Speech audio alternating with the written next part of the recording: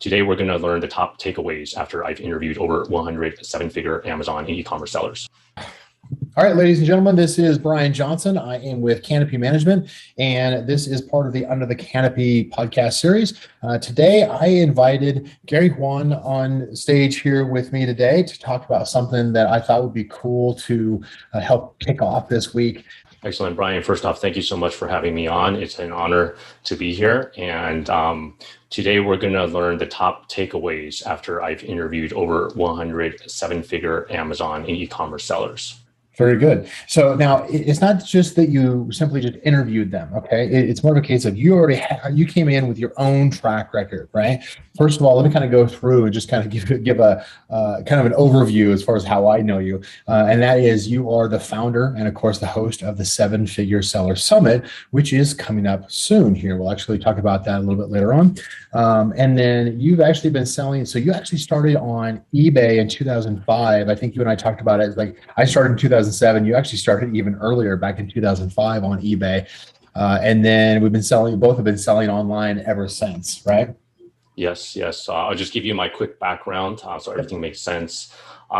So currently, I'm the founder and host of the award-winning Seven Figure Seller Summit. We were voted the favorite Amazon conference event 2020 by Seller Poll. We're really focused on being by sellers, for sellers. Every event we do online, it's entirely virtual. We get over 3,000 people that watch from all over the world. So my mission is to really help you guys, Amazon sellers, build, scale, and exit your businesses. So my background, I guess I'll quickly summarize in 3 chapters. Please. So chapter 1, 2005, that's when back I was based in LA, my hometown, and I decided to start selling on eBay. So back then, eBay was the king, kind of like what we're seeing on Amazon right now. I started sourcing locally from an importer, women's footwear, and I had a pretty moderate sized business. I would say about 6 figures at that time. It's very different, no FBA. I was picking, packing myself. I was driving to the post office. I had I thought I was pretty cool back then, but things have changed a lot. Chapter 2, 2008, I moved out to China. Reason was because of the global financial crisis. My sales were taking a dip, and I was really excited about the potential in Shanghai in Asia. It's kind of like the New York City of China. So I found a job in sourcing. I had no prior experience in that. I just had the language skill and the cultural background being ethnically Chinese second generation. So over time, I built the second chapter of my expertise, sourcing, visited hundreds of factories, the good, bad, the ugly, helped a lot of my foreign clients find the right suppliers. Third chapter was 2016. I got married, decided to see what's next. Didn't want to be behind a desk the rest of my life. I started hearing about Amazon FBA. I started hearing these podcasts. I thought, hey, I had e-commerce, I have sourcing. Why not put the two together, right? So that's when I got started in Amazon FBA on the ground in China.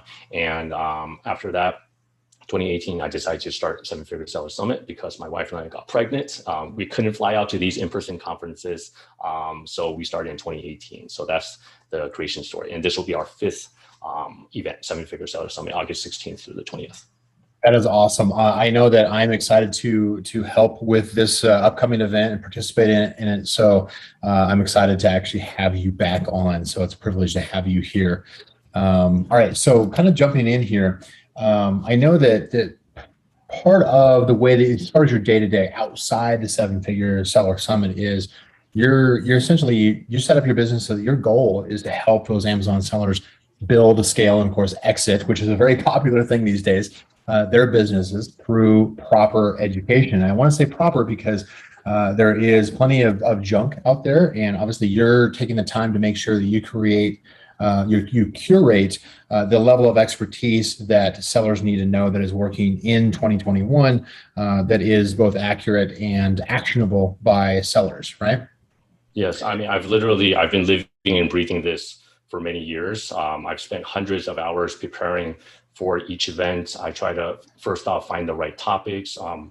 We polled over 200 sellers in our audience to find out what their top challenges are right now. And, especially as we're going to Q4, I call it the perfect storm, right? All these logistics challenges with high shipping rates, shipping from overseas. That's one of the top challenges. So I'm finding the exact, speakers, like actual sellers, what they're doing to navigate through this to help you guys. So I've put a lot of work into this and trying to find the right like people to teach, such as yourself, Brian. I mean, I've been following you for many years as well. I mean, you are one of the godfathers of PPC, and now, you shared an excellent session about listing optimization, right? How to stand out from the competition, how to increase your conversion rates. So this will help you in your PPC to save money and keep more money in your pocket. So that's perfect. That's my mission. Yeah. Yeah. We'll give everybody a little bit more information on that. Just kind of right up front. So this is the Seven-Figure Seller Summit. It is coming up here very soon. So I want to make sure that you're all aware of this. Certainly, as Gary mentioned, is the topic that I was talking about is not your standard, not your father's listing optimization. Definitely going against the grain of what is commonly taught when it comes to listing SEO and optimization. And so that was the topic that I was speaking on as part of one of many experts that Gary pulled in for the Seven-Figure Seller Summit. So I would say let's go ahead and jump into the topic. Let's get into the meat of this. I'll go ahead and hand it back over to you, Gary, and you can talk again about what are some of the lessons that you learned, some of the key lessons you've learned about from interviewing top Amazon sellers. Yes. So today I like to share my top 7 takeaways after I've interviewed these 7-figure sellers. And this is both based on the upcoming summit as well as the previous summits that we've been running. So I would say number 1 has to deal with mindset, of these 7-figure sellers and these experts. I find that successful entrepreneurs, they get around excuses. They find ways to overcome these roadblocks that could keep some people out. So for example, right now we're seeing the high shipping rates, right? We're seeing, as of August, on top of the already expensive shipping rates, these freight forwarders are slapping a general rate adjustment, like another $4,000 per container. So it's costing like $20,000 to ship a container. And before COVID, it would just cost about $1,300. So it's over 10x, right? So what can people do? I think number 1 is successful sellers. They realize when the tide rises, all of the boats rise, right? So everybody is dealing with this shipping rate increase. And some of the sellers, what they're doing is they're creating higher priced products. So for example, 7-figure seller Sharon Evan in her training used a case study. One of her clients is selling a knife. I'm not going to give away the exact product, but basically their knife, their competitors are selling the same knife for $20. And she was able to implement branding, bundle an additional $2 product to get the price up to $80. Essentially the same product. Branding, bundling to solve the consumer's problem. They're able to get a $43 profit per unit sold. Can you imagine? The competitor is probably getting like $2. They're getting $43. At the same time, this can help you. You can actually sell less. You can sell fewer units to make the same profit. So while some of the other competitors, they're moving like 20,000 units a year, her client only needs to buy 2,000 units to make the same amount of money. So by shipping less, you're lowering your shipping costs, you're lowering your delays. Obviously, you can scale this, so you can add a second or third product if you do want to scale more. But that's one example of a way that successful entrepreneurs, they find ways around excuses. They're not just going to give up and say, "Oh, it's over. What can I do?" Right? You can't be an entrepreneur and give up. You've got to be persistent. You've got to power through some of the pain and everything. I like the example that you're given there because certainly if you're pulling in more profit on a per product basis, yes, you don't have to sell as many units. I like to look at it too as I can be more aggressive in my advertising and marketing so that I can gain market share also, so that once everything settles down and things kind of go back to, well, not normal the way they were before, but to the new normal, that ultimately I'm going to have a bigger share of the pie when everything is said and done. So that's part of that creative out of the box thinking that helps the entrepreneur, helps the seller get past what would typically stop and become a wall, prevent somebody else from advancing their business ahead. That's one of the reasons why they're successful, is because of this kind of more aggressive tactics and really like thinking it through. Yes, no, that's 100% right. And it's not just playing defense. You can play offense with that additional profit, right? Like, Yep. with all the cool That's stuff my that game. Brian's doing. Yep. Yeah, exactly, exactly. All right. So I would say that's one of the top examples. I'll give another example: the Amazon inventory restrictions that everybody's dealing with right now, right? So obviously we can't bring in like 2,000 units anymore. It's based on your IPI index. So what I'm seeing a lot of sellers do is using 3PLs, third-party logistics warehouses. Okay, so there's many different ways different sellers are implementing them. Some sellers are using their own warehouse literally across the street. Seven-figure seller Amy Weiss does that. She's based in Texas as well. So she has her own warehouse, so she drip feeds the units into Amazon as she's able to add more inventory. So that's one way you can get around it. Other sellers like Tim Jordan, a seven-figure seller, he uses 3PLs across the country. He doesn't just put it in one because he considers fulfilling by merchant, FBM. So if you can't rely on FBA, if they're going through the COVID delays, you got to find a way to move your units, right? So he uses FBAs in 3 different parts of the country. West Coast, East Coast, and the Midwest. So this way you can get that 2-day delivery seller fulfilled Prime, right? So that's Yeah, I would agree with that, especially using the different warehouses is a great example too, is because I know that in one of my own personal products, I've shipped into one warehouse and it checks in 4 days. You ship into another warehouse with even fewer units, and it can take a month and a half for it to get checked in. So definitely testing to see which warehouses are receiving quickly. You can't just accept whatever is given to you. You've got to continue to test around any kind of problem. Yes. Kind of having that testing, that mindset, that tinkering mindset as well. So actually day one of the summit is a 5-day event. Day one is all about the mindset, the fundamentals, like all of these strategies, like what 7-figure sellers and e-commerce experts are doing. So, this is really just the tip of the iceberg. Like, that's one of my takeaways, but you guys can learn so much more from Brian and all the other experts that we'll have full on at the summit. So I would say that was the first takeaway. Should I move forward to the next one? Yes, please do.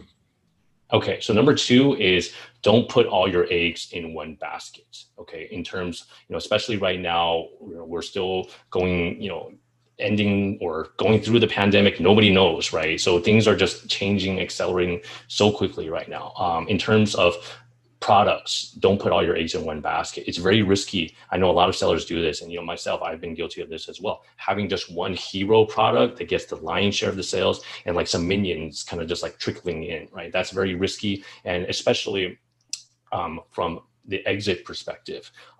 If you're considering an exit, buyers like Thrasio, for example, they really want to see a brand portfolio of products, not just, and they're willing to pay a higher multiple. Thrasio is one of our sponsors, and they've shared in their session, branding is really important to make a more acquirable company. So it's very risky if you only have one product, not just in terms of the sales perspective, but also from the exit perspective. So don't put all your eggs in one basket. And also from the sourcing perspective, a lot of sellers kind of, once they have some success, they kind of take their foot off the gas from the sourcing perspective. Maybe some of you are just comfortable with that one supplier. You've been doing repeat orders from them.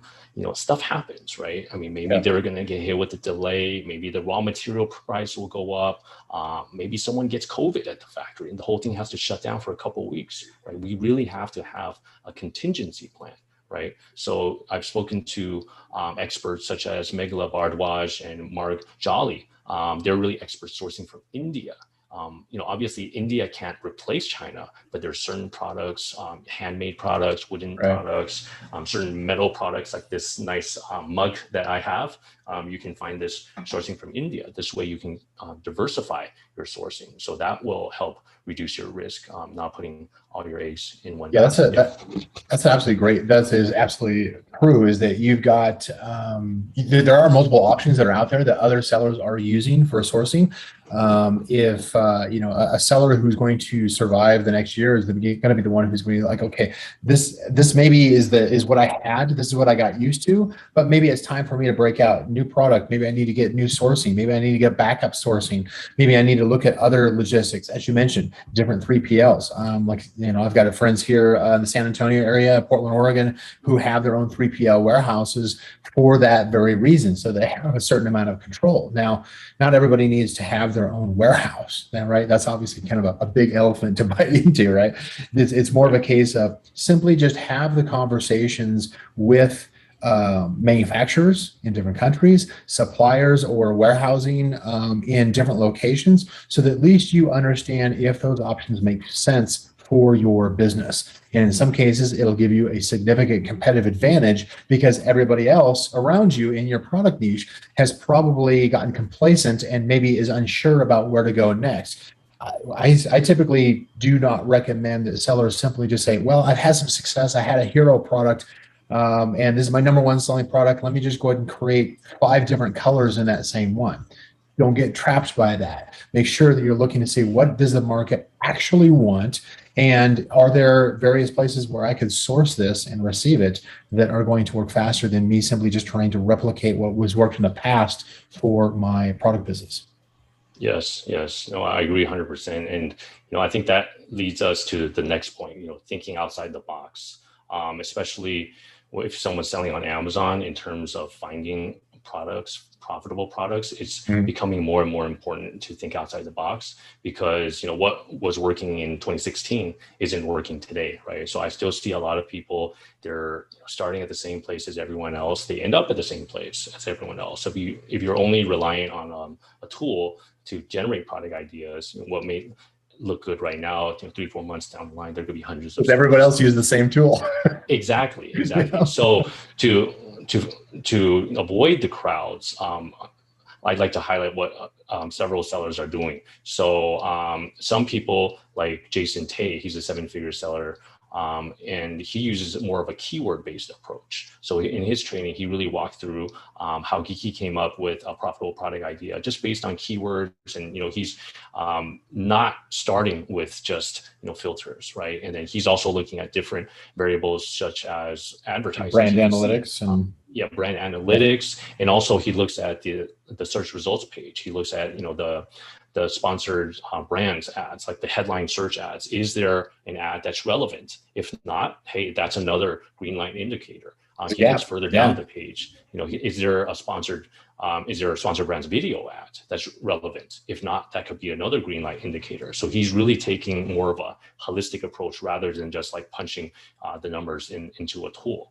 So thinking outside the box to find profitable products. And then Amy Weiss, she uses a customer avatar based approach. And I'm really excited for her training because she walks us through an exercise based on your own personal hobbies, your own demographic, where you live, how old you are, your family, your hobbies, etc. And she's able to generate product ideas based on that. So I think, these are ways that sellers can avoid the crowds, especially now, with how competitive it is getting on Amazon, thinking outside the box. And not only that, not selling off of Amazon.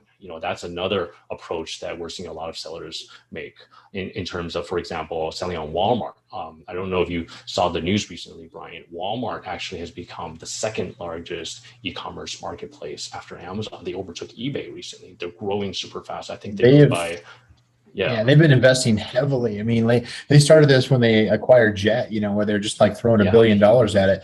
And Walmart's got some very deep pockets, and so they're throwing, a couple of $1 billion with a B each year at expanding their market share and their offering. And they, whatever opinion you had about what they were doing last year as far as Walmart.com, I can guarantee you in the next 1 to 2 years, I wouldn't say that they would catch up, but they're going to absolutely be an alternative that you should be looking at as far as your product line.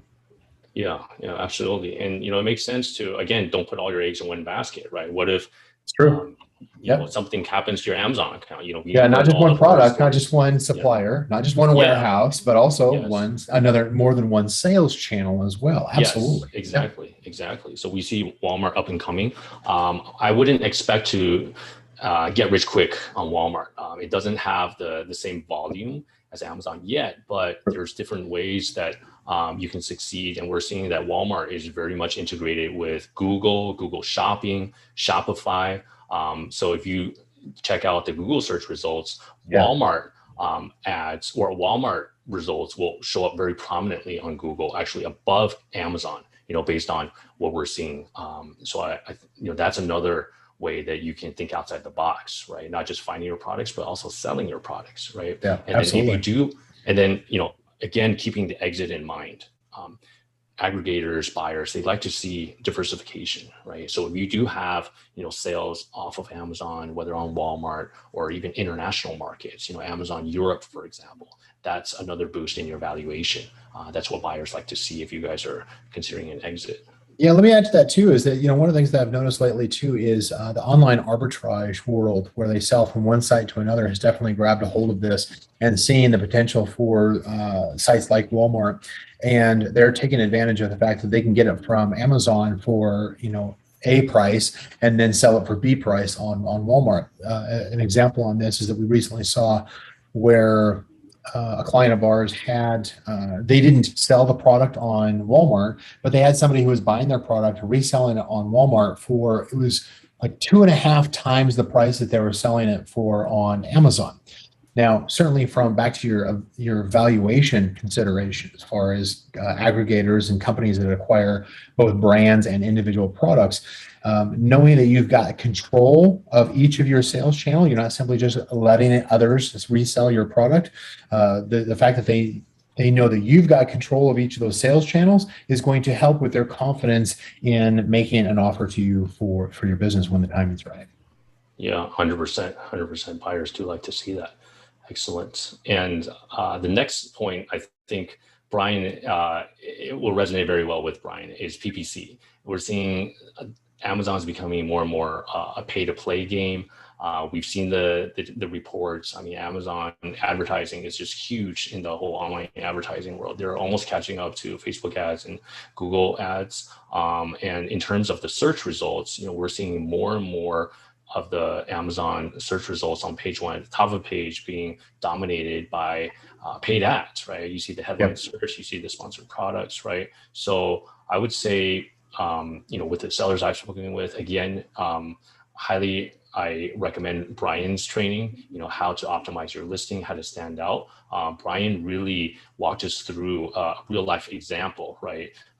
Showing us how everyone else had almost the same identical picture, right? In the cake decorating niche, right? And then Brian was able to create, use these types of, why don't I let you share more about that, Brian? If you can summarize in a couple of, Yeah, in that example, and obviously it goes into a lot more detail in my presentation over at the 7-Figure Seller Summit that's coming up here. That we'll put a link up here for people to get access to that. But yeah, as far as my presentation goes, I was focused not on advertising like most people would expect me to, but the predecessor to advertising, which of course is making sure that your product stands out from the competition. You're doing something where your main image, your title stand out to the consumer so that they can see you among this sea of basically identical looking products that have been stuffed into your product niche. And I just picked an example of one of the top searches from brand analytics in the example that I did in the training on 7-Figure Seller Summit. And it was the cake decorating, right? So the cake decorating kits. And of course I went in there, I had no familiarity with that particular product niche, but I was able to easily see what are the opportunities, kind of low-hanging fruits, where the mistakes of people doing the same thing again and again, as far as sellers, they're copying the same training that they have for years. And a lot of the methodologies for differentiating their product and listing optimization are, frankly, they're outdated. And right now it's really easy to take over a product niche because you have the ability to go in and simply just set yourself apart from competitors and really stand out to the consumer to bring them in and really demonstrate what's in it for them if they buy your product as opposed to somebody else's product. And of course, that is going to lead to not only increased conversion rate, increased sessions, increased conversion rates. That increased conversion rate I like to use in order to be, when I've got more profitability, I like to be even more aggressive so I can take over more market share. When I take over market share, my overall sales grow. What do you think that does as far as the valuation to these aggregators or just the general growth and the health of my business? It expands exponentially. So it's definitely worth doing. Yes, yes. Highly recommend you guys check that out. And after that, after you optimize your listing, we're seeing different e-commerce experts really share about the 80-20 of PPC, right? The different ad types, which ones to double down on and which ones to avoid. So I think that would be super valuable as well, because this is changing very quickly. So that would be the fourth point. I mean, Amazon PPC, it's becoming a pay to play game. So you really have to optimize your listing and also optimize your campaigns. All right. So with the next point, number 5 is to focus on the bottom line, not just the top line. So even though we call this event the 7-Figure Seller Summit, revenue, it's more of a vanity figure. One of our past speakers would always say, revenues revenues are vanity and profits are sanity, right? So at the end of the day, it's the bottom line that counts. And it's not just for profitability to keep more money in your pocket. That's the theme of day 4. So we have different speakers talking about how to maximize their profits. For example, Norm Farrar, he's sharing about how to save money sourcing from China. A lot of people leave money on the table. They're not negotiating. You really have to look at your product from all different angles, different materials, different packaging. You try negotiating that. So that's something that is very important to help with quality control. Yes, quality control. Always 100%. Make sure you're doing quality control. Yes. We have a quality control expert, Rahul Chavala from Kima. He's worked with hundreds and hundreds of Amazon sellers. So he goes into quality control and also lab testing. We're seeing that lab testing certifications are becoming more important right now in 2021. Amazon has started suspending certain sellers if they cannot provide the right certification. So if you guys haven't gotten your products lab tested yet, I highly recommend you guys do that. Yeah, we actually had one listing that recently that was pulled because they didn't have the lab tests, and as it turns out, they didn't actually need it because it was confused. But that's happening a lot this year, of the false positives of the machine that Amazon has. Is it'll label something as one thing when it's not, but it's still up to you to solve that problem. That's where the whole out of the box thinking comes in back in. Yes. Is having things like safety tests and some of the documentation that you need already in place in case Amazon comes along someday and makes a mistake with your listing. That can be devastating, because sometimes it can take 1 to 2 months to resolve that. So make sure that you've got any kind of documentation. Invest in that ahead of time, not when you're in panic. 100%. That actually segues to the next point. Whatever gets measured gets managed, right? You have to make sure you have all of, like what Peter Drucker said, right? But before we get into that, let's finish out the bottom line in terms of profitability. Definitely right now, logistics costs, that's super important. One of our speakers, a 7-figure seller, Zen Chen, he actually uses 3PLs in China. So he has a 3PL warehouse in China. So they're handling the storage, they're handling the shipments out. And then he shared that he's able to save this money this way because of the lower rental cost in China, the lower labor cost in China. And then also for shipping, he uses Chinese freight forwarders. And then they're able to offer a lower shipping rate than some of the global forwarders, because they're doing consolidations in China. So they're able to optimize that. So definitely, bottom line, that's super important. Also in terms of profit margin, previously, I would say the benchmark for a good profit margin was 30%. A lot of sellers in the past, like Chris Davey, a 7-figure seller based in Shenzhen, he's British originally, he used that as a benchmark. But nowadays, with the higher shipping costs, it could shave additional points off. So, we're seeing... That's a good point, because I've always kind of thought of the 3PL as you want to have it close proximity to the warehouses, Amazon warehouses that you're shipping to. But the reality is that just coming off of the manufacturer, having it in a 3PL away from the manufacturer saves the cost, because the manufacturer is not having to deal with the logistics and the freight forwarders Right. themselves. And so they're not Right. like charging you extra for that service. You're saying, no, no, no, we'll come and we'll pick it up. We'll take it off to this 3PL. And then it's that 3PL in China or whatever the sourcing country is. Now it's their responsibility to negotiate the best rates and the best timing and which ports to go in and out of. Yes. That does actually And make the a lot of smaller sense. shipments as well to overcome the Amazon inventory restrictions. So he's Right. not sending in 3 months of inventory. He's literally sending like a couple weeks of inventory. So he has more frequent, smaller shipments. So he can Yeah. still, sell the products without going out of stock, right? And of course, with the IPI, that makes a lot of sense. Yeah. You'd have to be feeding the beast every couple of weeks in order for it to continue to flow. Yes. Yeah. IPI, I mean, that again, that's whatever gets measured, gets managed. Some people are saying that's like your credit score, right? Your IPI index, your past performance of your sales, how you're doing now. It's something you really have to pay attention to, right? So those are examples of point five, the bottom line, and also again, that helps with the end game, right? Exits. Your valuation is based on your bottom line, your profitability, not based on your top line. Some of the seven-figure sellers I've spoken to, they may be operating really thin margins or even in the red, right? So every additional dollar you can add to your bottom line, it could be a 3x or even like a 4x multiple, right? So think about that. We've seen certain sellers reduce their costs by rather than renting an office, everyone's working from home, right? So you can save like thousands of dollars, and that could add tens of thousands of dollars to your bottom line. So it's so critical right now to focus on the bottom line, not just the top line.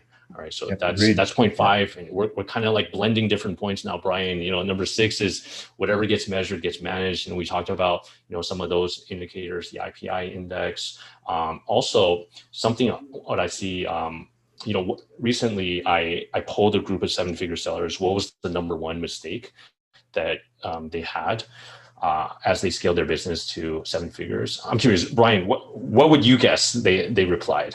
What do you think? The number one mistake? Wow, where to begin? I would say processes. Lack of processes would probably be one of the top ones. Yeah. Processes. That's one of the key points, right? Processes, documentation, creating SOPs. That's really critical to scaling your business. Day three is all about this, scaling your business, and then again talking about cash and funding would probably be another one. Yeah. What's that? As a cash and funding would probably be another one. Yes. You're like, hitting these notes. We have a session on funding as well, but one of the key ones is hiring too late. As people are scaling, a lot of I think a lot of people tuning in today, they could be a one man or one woman show, right? So oftentimes you become your own bottleneck. So in terms of scaling your business, that's also very important. Documentation, delegating, and hiring. So documentation, and also going back to whatever gets measured gets managed. A lot of sellers overlook this. Slow moving products, products that have been stuck in your FBA warehouses gathering dust. They're not only racking up long-term storage fees. Guys, watch out in Q4. Amazon bumps up those storage fees that could cost an arm and a leg, but they're also hurting your IPI index, right? They're resulting in less inventory that you can bring in. So Sophie Howard, she's a seven-figure seller based in New Zealand. She shared ways how to move this inventory, how to get rid of it, how to liquidate it, and even get some money back, right? So it's kind of like getting that big thing off your chest, right? The albatross around your neck to cut that off. So whatever gets measured gets managed. That's super important. All right. So we're moving fast to our last point, number 7, the selling your business, the exit, the end game. Obviously, we see a lot on the news that selling a business, an Amazon business, is very hot. But at the same time, you got to be smart, right, to get a higher multiple. We've talked about how all of these strategies, they're kind of like weaving into the end game. And for a lot of sellers, they don't realize that actually, for most sellers, the biggest payday is going to come when you exit your business, not whatever salary you're taking month to month, right? Because it could be a lump sum, it could be life-changing money, right? Yeah. We've seen a number of our sellers go into an 8-figure exit.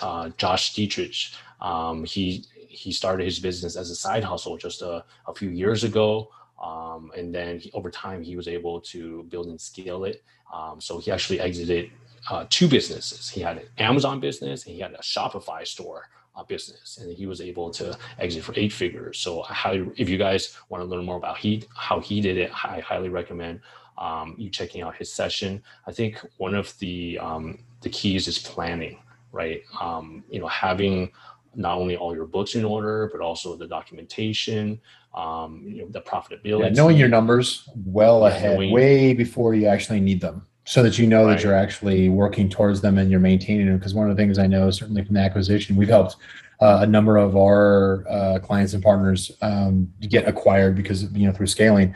And one of the things that they always compliment us on is having helped them to make sure that they do have their books together. Just exactly what you just said. Their books are together. They've got their numbers. They've had consistency over time, which is very attractive to somebody who's getting ready to invest a lot of money into a brand and the people. They want to know that things have been consistent. Things that are just jumping all over the place is scary to somebody who's in the acquisition business.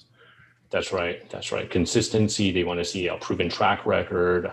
They're going to look at your 12-month trailing sales history. So is very important. And I think on the other hand, one of the common mistakes that we're seeing is waiting too long, because over time your business could be volatile, right? So with some of the sellers, they like Ben Leonard, for example, he exited his Amazon business for north of 7 figures last year. He said that he actually exited before his business peaked. It was on the way up. There was still a lot of upside that the acquirer can come in, and it's like there's a lot of room for them to improve. So that's something that's attractive. If you wait too long, maybe things will change, the market will change. Maybe if your sales start stagnating, that's not as attractive, and that could hurt you in your valuation. So that's one of the mistakes that we're seeing. They want the growing business, not the what repairs do I need to make in order to fix this business. That's not the business they're in. Yeah, exactly. So, definitely get started right now. Whether you're a 7-figure seller, it might make sense to find out how your business is worth, right? Get started right now. One of our sponsors is Thrasio, and they're very generous to offer a free consultation, valuation, a no commitment. So it kind of makes sense to at least have a number in mind, or maybe you'll be surprised. Like maybe your business wasn't worth that much, but because you're doing something wrong, right? So I think an ounce of prevention is worth a pound of cure, right? Yeah, absolutely. That's the correct saying. So these would be my personal top takeaways, Brian. This is only the top of the tip of the iceberg, right? And we're launching 7-Figure Seller Summit in a couple of weeks, August 16th through the 20th. And is it okay if I can share how people can get a free pass? Yes, please. More? I was going to say, it's like there's a lot more to each of the topics that Gary put together here. This was simply like the fast summary, and we went through it very fast. So there's a lot more depth, not only to this topic, but a lot of other topics based off the speakers that you pulled in for this summit event. Where can people find out more about the 7-Figure Seller Summit? Yeah, so they can get a free pass at 7figuresellersummit.com. And that way they'll have, you'll be able to get your ticket for each day. It's a 5-day event, and then you can watch the sessions as they launch for 24 hours. And I think the cool thing is, at the end of every day, we're inviting our speakers back for a live recap Q&A. So I hope Brian can join us if he's free as well. I'll be sure. So this way, it's a great chance for you guys to check out the sessions early in the day and come back and ask questions, right? So maybe you're not sure about your PPC. Maybe, I'm not sure if I'm doing this right or wrong. That could be a golden opportunity and to help you really get unstuck and really grow your business. So I highly recommend that you guys get your free pass, 7-Figure. How many, and that's 7figuresellersummit.com. The 7 is the number 7, figuresellersummit.com. Yes. And I'll go ahead and put that into as far as the show notes here as well. How many speakers are you expecting this year? Because you've done this, you said this is your 5th one, right? Yeah, this is our 5th one. We're expecting over 25 speakers from 7-figure sellers, 8-figure sellers, e-com experts such as yourself, Brian. It's going to be a great event. And again, our goal, I'm not trying to be salesy. I'm trying to offer value first. I'm a seller myself, and I'm basically scratching my own itch because I still can't travel. I know a lot of other people. Some people can, some people can't. Right? So we're really helping entrepreneurs all over the world, and we actually I forgot to mention this. We timed this to coincide with World Entrepreneurship Day, August 21st. So we're helping entrepreneurs all over the world really build, scale, and grow their businesses. And we're featuring entrepreneurs all over the world. That's fantastic. We confirmed a speaker from Pakistan, Saqib. He runs one of the largest, he's a seller himself. He's a seven-figure seller. So I'm really, I really love learning from people from different perspectives. So I think that's one of the best ways that everyone else can learn as well. Yeah, I think this year is definitely going to have a lot of unique content, simply because it's not just a rehash of what has worked in the past. Really, there's some things that sure are tried and true as far as tactics, but given some of the volatility that we've seen this past year and that we expect to occur, throughout the next 6 months past this holiday season, it's important to know, obviously, as a seller, you've got to plug in and say, like, okay, am I using the correct tactics here? Is there something new that I should be aware of? Am I leaving money on the table? Which is probably the most common thing that I see is somebody just says, like, oh, I didn't know that. I should have known this, 6 months ago or 5 years ago, or whatever the case is. I should have known this before. I would have made a lot more money, either profit or overall sales, or, as you mentioned earlier, far fewer headaches, simply because you got trapped by something and you didn't think your way out of it. So it is it's a great source of knowledge to get a hold of, especially if you have any kind of a team. Plug them into this information as well. The more people you surround within your own company, the more people that surround you that have similar knowledge and are out there helping you find this kind of information, like you're going to find at Seven Figure Seller Summit, the more likely you're going to have answers immediately, and you're going to have a whole team working together. You're not always having to source the information yourself and then lead everybody. It's a team effort, which any of us who have built our own agency, we're somewhere up around about 60 employees. And I can guarantee you that we've gone through growing pains. Any of the seven-figure sellers that Gary has spoken with have also run into the same thing, where that transition of having the right people in your team, part of that is allowing them to pull in information that everybody on your team can use. This is a perfect example of information training that you can have beyond just yourself. Don't be the only person with the information. Get it out to the rest of your team so that you can feel like a team with some community knowledge. Yes, that's great advice. I love what you said about having your team join you to attend. Sometimes you can compare notes, and it's funny that you mentioned that, because one of our partners, Thrasio, actually they ask the new hires to watch the summit, because it really gets their mindset, around like what's going on in the whole community. So I think you're definitely on point with that. And just a couple other things, like the new topics that we talked about. I mean, in order to be like first movers, that's another way that we're seeing sellers succeed. We're seeing driving external traffic to your Amazon listings is becoming more and more important than ever. Mike Jackness is giving a session on that. That's super critical. And also the Amazon brand referral scheme, getting that 10% back, driving external traffic. Paul Harvey's going to talk about that. That's more money in your pocket. Very good. That's brand new. And also video marketing. We have Mayan Gordon. She's going to talk about TikTok best practices. She has over 2 million followers on TikTok. So I think, for e-commerce sellers, that's another possible new horizon for, a lot of new opportunities. Yes. Excellent.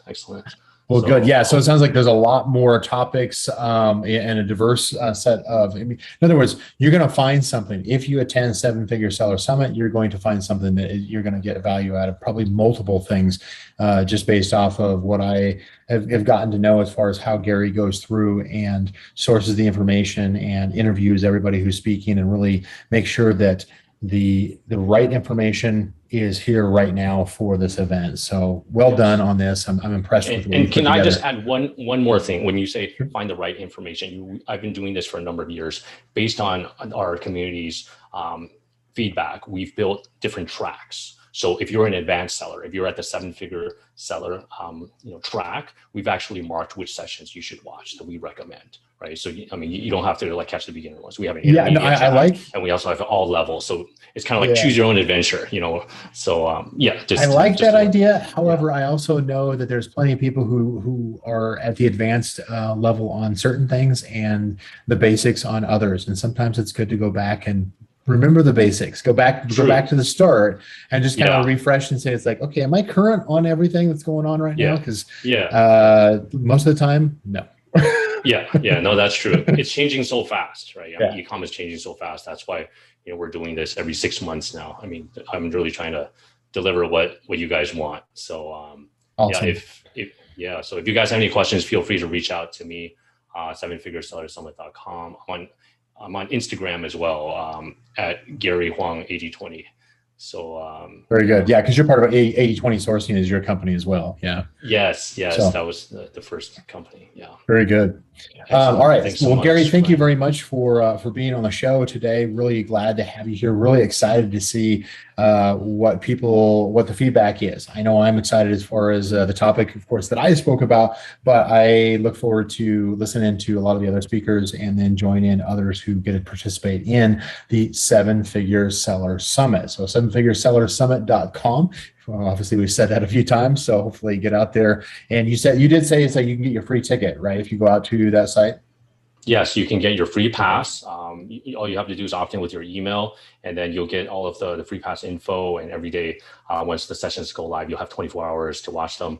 And we have an all access pass as well. So if maybe you're busy or you want to watch on your own schedule, you can upgrade to the all access pass that unlocks everything. You have lifetime access, all the videos, all the audios on the go, and transcripts as well, and additional speaker bonuses. And I would definitely recommend that for anybody who has a team that you want to hand off the training or participate with your team to go through the training together. I think the all access pass sounds like it makes a lot of sense. Sounds like it'd be a good investment. So very good. Gary, really appreciate you joining me here today. Thank you so much. And I wish you a very good morning. It's my pleasure, Brian. Thank you for having me, and good luck, everybody. Hope to see you at 7-Figure Seller Summit.